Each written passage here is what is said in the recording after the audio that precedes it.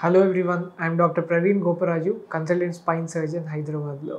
చాలామంది పేషెంట్స్ మనం ఒకసారి సర్జరీ అనుకున్న తర్వాత ఎంత ఖర్చు అవుతుంది సార్ అని అడుగుతారు అండ్ ఆల్సో కంపేర్ చేసుకుంటారు.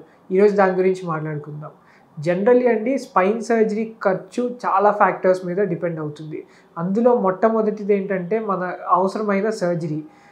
ఇప్పుడు మనకి ఒక సింగిల్ లెవెల్ డిస్క్ అరగచ్చు, మల్టిపుల్ లెవెల్ డిస్క్ అరగచ్చు.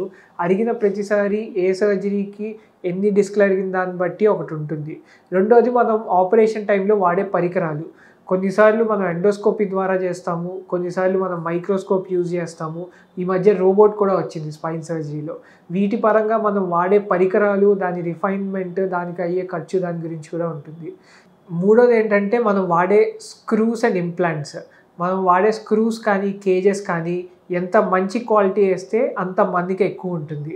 జనరల్లీ మనం వాడేవి ఒక హై క్వాలిటీ మంచి బ్రాండ్ వాడుకుంటే మంచిదండి.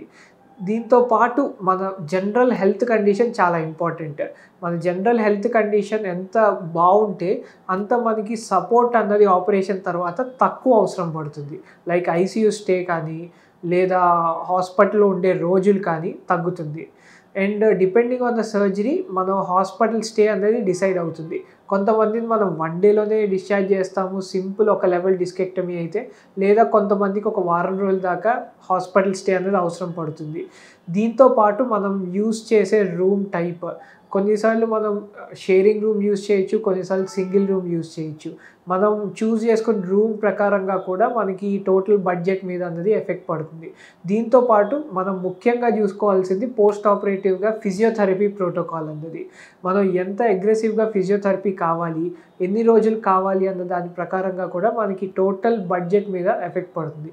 ఇవన్నీ చూసుకుంటే మనం ఒక సర్జరీ మనం యాజ్ లో యాజ్ 1 lakh వరకు చేయొచ్చు, లేదా అవసరమైతే 4 lakhs వరకు కూడా అవసరం పడవచ్చు.